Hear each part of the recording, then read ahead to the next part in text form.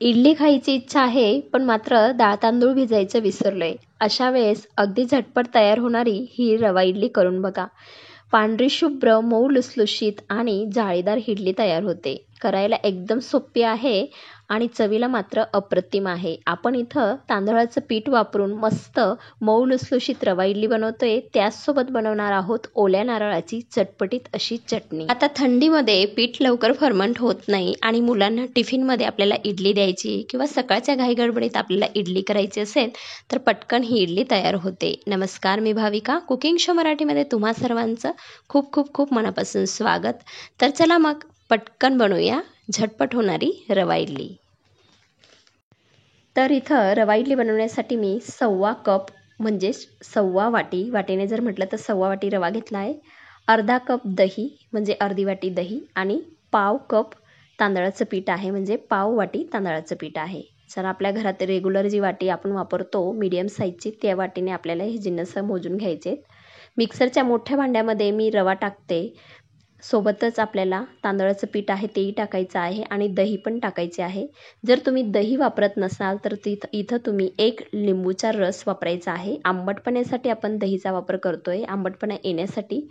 आता मी त्याच कपने पाणी मोजून घेतलेलं आहे. दहीच्या कपने अर्धा कप एवढं पाणी टाकलेलं आहे. मिक्स करून घ्यायचं आहे. आता आपल्याला इथं अजून पाण्याची गरज लागणार आहे, म्हणून मी अजून अर्धा कप एवढं पाणी टाकणार आहे. रवा लगेच पाण्याला शोषून घेतो, म्हणून 1 कप एवढं इथं मला पाणी लागलेलं आहे. पुढे अजून पाण्याचा वापर आपण करणार आहोत, पण सुरुवातीला लगेच जास्त पाणी टाकायचं नाही आहे, म्हणून मी 1 कप एवढं पाणी टाकलं. फक्त अर्धा मिनिटासाठी मिक्सरमधून याला फिरवून घेतलेलं आहे.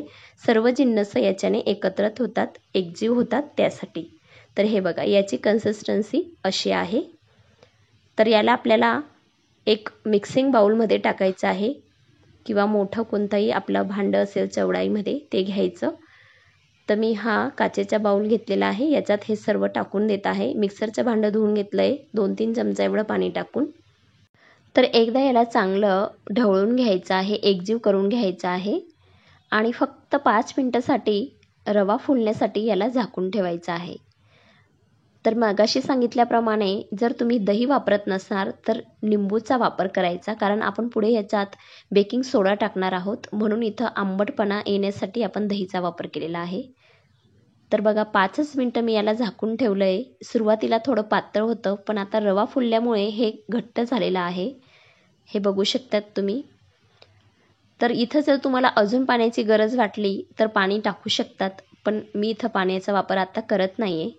चवीनुसार इथं मी मीठ टाकलेलं आहे, अर्धा चमचा एवढं मीठ घेतलं आहे. आता मीठ टाकल्यानंतर 2 ते 3 मिनटं कंटिन्युअसली त्याला असं फेटायचं आहे एका दिशेनेच. याच्यामुळे याच्यात हवा भरली जाते आणि हे पीठ हलकं फुलकं होतं. तर याच्याने रंगही पिठाचा बदलतो. तुम्ही बघू शकतात पीठ आता पांढरं शुभ्र दिसतंय, म्हणजे रवा पांढरं शुभ्र दिसतोय आणि हलका फुलका झाला आहे. आता याच्यात बेकिंग सोडा मी घेत आहे अर्धा चमचा एवढा.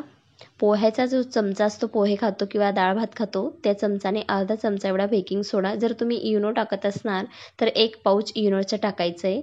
चमचाभर मी पाणी टाकलेलं आहे, कारण बेकिंग सोड्याच्या गाठी नको राहायला, छान एकजीव ते व्हायला हवं त्यासाठी.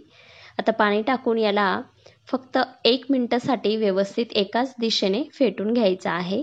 खूप जास्त फेटायचं नाही आणि खूप जोराने फेटायचं नाही, हळुवारपणे आपल्याला 1 मिनिटासाठी याला असं फेटून घ्यायचं आहे. रवा छान फुललेला आहे.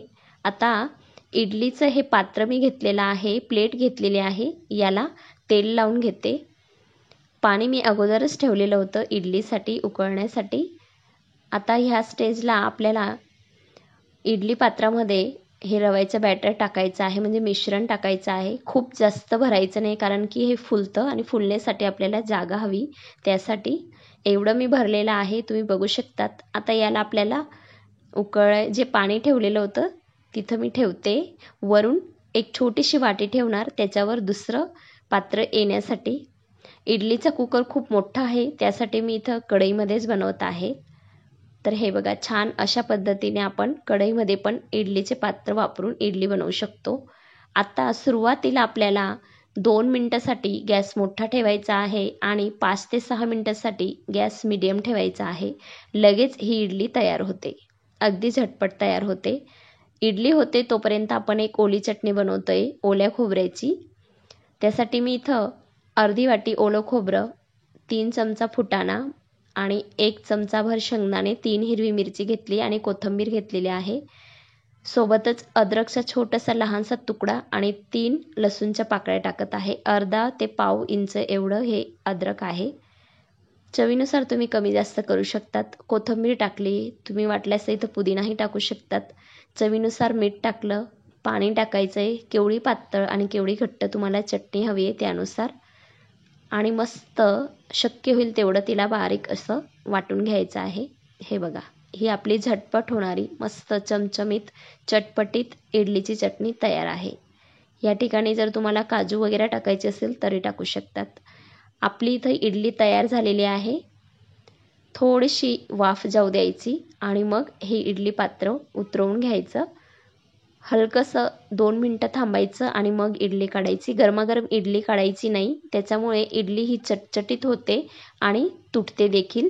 फक्त 2 मिनटं थांबायचं. वाफ निघाल्यावर इडली काढा, अगदी झटपट तयार होते. हे बघा, मागच्या साईडला जाळी बघू शकतात तुम्ही. छान मस्त जाळीदार आपली ही पांढरी शुभ्र रवा इडली तयार झालेली आहे.